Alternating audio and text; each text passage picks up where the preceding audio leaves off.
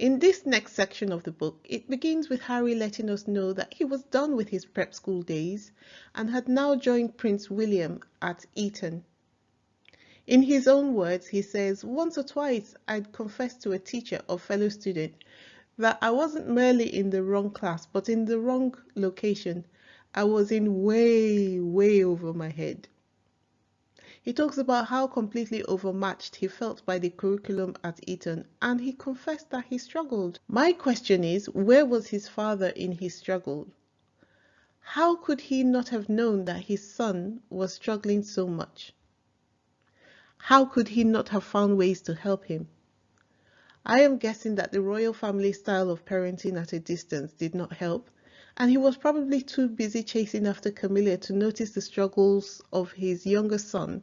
Right off the bat, Harry talks about Prince William shrugging him off when he joined him at Eton, telling him to act as though they didn't know each other. That is so on brand with the royal family, whom Harry has said go out of their way to put a distance between themselves and everybody else. For safety, they say. For survival. I have heard that it's quite common for some siblings to act this way towards their younger sibling. However, I'm sure that the exaggerated special treatment given to the heir over the spare in the royal family could only have heightened Prince William's desire to distance himself from Prince Harry. Other siblings might have been brought closer just because they had only one other sibling, they were living the same life, and their mother had died under such gruesome circumstances. That appeared to be how Harry felt. I wonder whether they ever talked about it.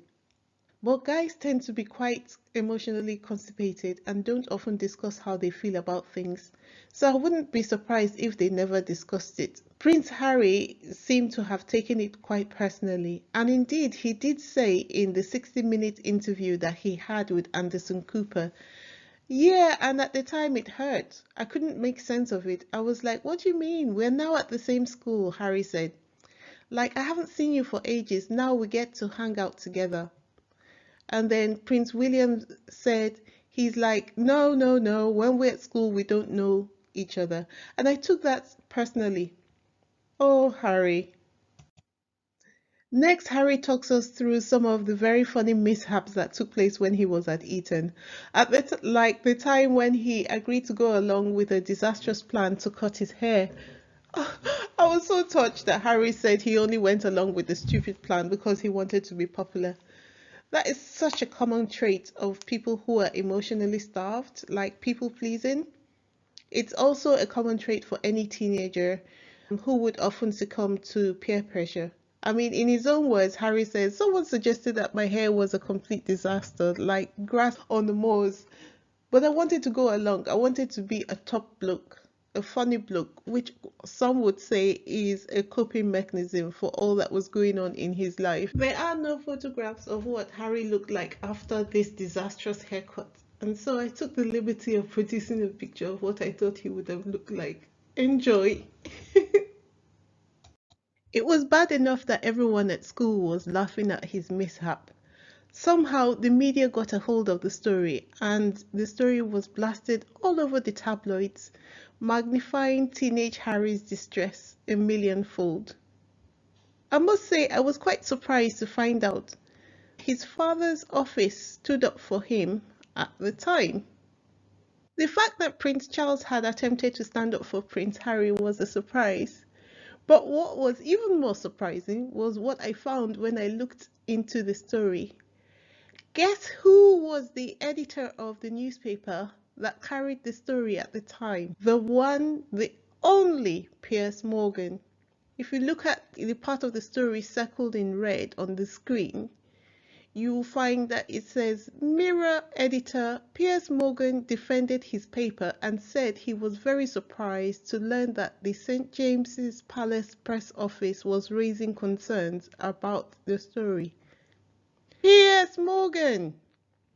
The same Piers Morgan who has bullied Harry's wife in the media for years now.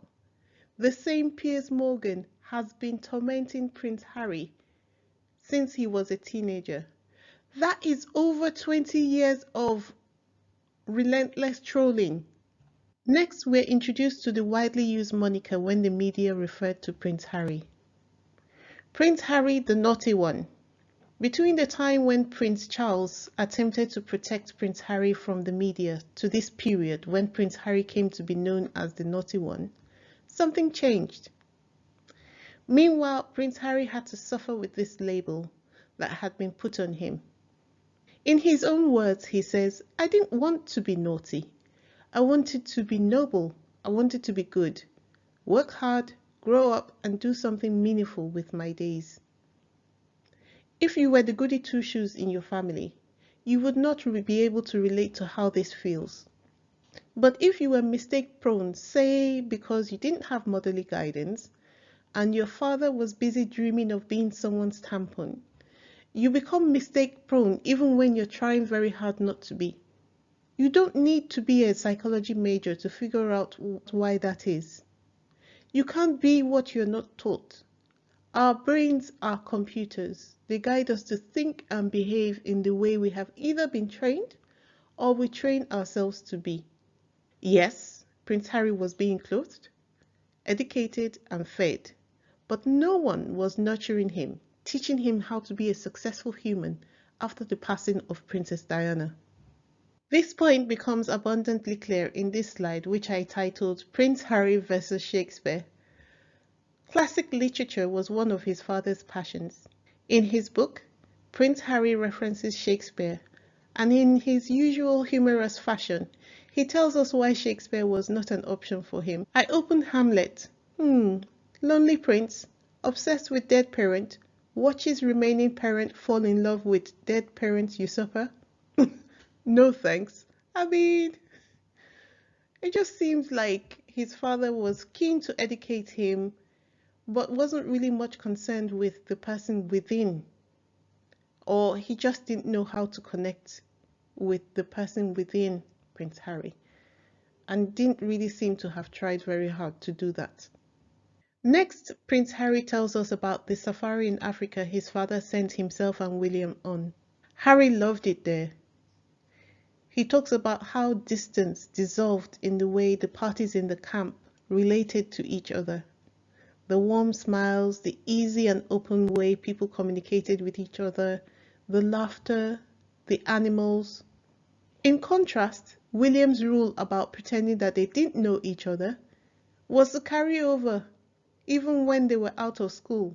So it makes you think, what did William really want? At first, I was willing to excuse his behavior when Prince Harry first joined him at Eton, even though I found it cruel. Just because I can imagine that having a younger one following you about when you're in the same school could be quite annoying. But what about when you're home or you're just being social outside of school? Anyway, in Harry's mind, he was just like, I will still pretend like we don't know each other. I think Harry used the opportunity to out himself on several things he had done in his past which he felt people could use against him. For that reason, he outed himself about the Tabasco in the pudding prank, asking to smoke what he thought was weed only to find out that it was just fresh basil wrapped in old tobacco paper. Did you notice the comment on the screen? Still pretending that we don't know each other. Harry has already said that he took that Prince William's request to heart. Before we move on to the next slide, did anyone notice the name in the box outlined in red on this picture? Another staunch advocate against Prince Harry. I'm not going to mention his name to give him that kind of airtime. I found the description of the blooding ritual quite interesting. I had read something similar in books written about medieval stories about the royal family. It's quite interesting to note that some of these practices still exist today. There is nothing strange about it, it's just interesting. Other places in the world have their own rites of passage. As far as I know, in Africa, for instance, the boys and girls go through a rite of passage when they come of age, called initiation. Without going through this process, they are unable to do things in their age group within their own communities. Let me know in the comment section whether you have any practices that you would like to share that occur or take place in your own communities. Prince Harry says King Charles is a deeply religious man. I'm sorry, but I just had to.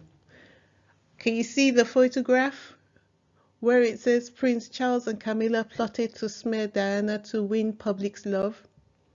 In my own opinion, I think it's safe to say that Prince Harry's portrayal of his father is a lot more sympathetic than he deserves. Well, hello! Meet spiritual Harry. For me, this was the most surprising discovery in the whole book. Somehow, I just didn't see Harry that way. Just goes to show you, right? Harry talked about his encounter with the leopards that had appeared in the midst of the campsite when he went on safari with William, and how he felt a connection with the animal and he felt like the animal had come to deliver a message to him.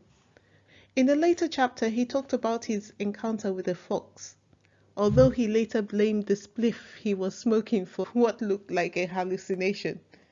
But yeah, we just came in contact with a very different side of Harry. So next, Prince Harry talks about how his favorite minder, Marco, invited him to meet him to discuss something important. Now, he was already trying to figure out why Marco wanted to meet with him, right? So he thought they were going to be discussing something important, like maybe someone had seen him lose his virginity behind a pub. And as per usual, I went digging about for any media stories available about this incident. While we're talking, please take note of the girl Harry is kissing in the picture on the left. And then notice the girl circled in the red. Can you have a look at Harry's face? I can just imagine the conversation. Oh my gosh. Teenage Harry, tickled pink about some naughtiness. As you must have seen in the media, Miss Girl, circled in red in the previous photograph, outed herself as the older woman who took Prince Harry's virginity. I mean, who does that? Do you know, this was the very first time I had ever heard of anyone doing anything like this. She actually had the audacity to say that Prince Harry had traded down from her to Duchess Meghan. Well, you all saw how that went. Twitter went in and conquered. Let's read a few of the memes. So, Sasha Poll, Prince Harry traded down for Meghan Markle. And someone said, England is known for many things. Their hot women is not one of them. I believe this is the main reason we sought independence. In response to Sasha Paul, Prince Harry traded down for Meghan Markle, someone said the English became the greatest sailors and built the most powerful navy the world has ever known, just to get away from British food. Women. And then the British media then tried to step in to defend Sasha Walpole after bullying Meghan all these years. And they got told.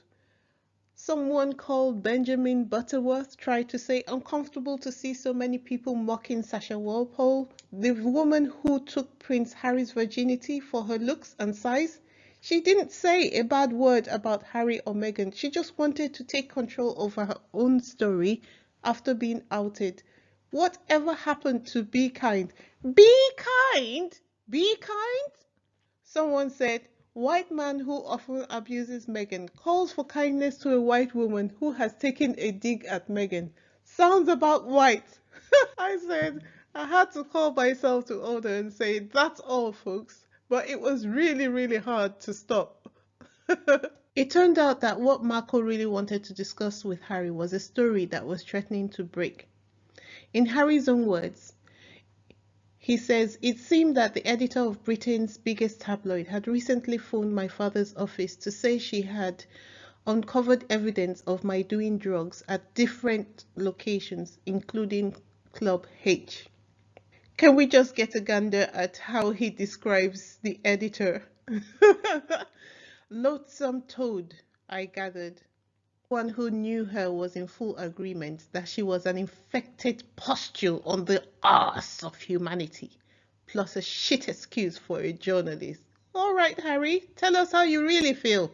Though the story wasn't true, the story ended up being splashed all over the news. And so Harry turned to his dad, his supposed protector, his parent, his supposed guardian, for help. In Prince Harry's words, he said, "Surely," I said, "Pa will do something, stop her." Apparently, the palace had decided not to protect Prince Harry, as the PR manager hired by Prince Charles and Camilla to rehabilitate their image decided that it would be in Prince Charles's best interest if Harry was offered to the British media as appeasement. As a matter of fact, Prince Harry said, "No," Marcus said. Pa's office had decided on a different approach. Rather than telling the editor to call off the dogs, the palace was opting to play ball with her. They were going full on Neville Chamberlain, so that the public's perception of Prince Charles would no longer be the unfaithful husband. Pa would now be presented to the world as the harried single dad coping with a drug-addled child. I am telling you, reading this just made my blood boil. Thank you for listening. Don't forget to like, subscribe, and click on the notification bell. This is Wheezy signing out. See you in the next one. Ciao.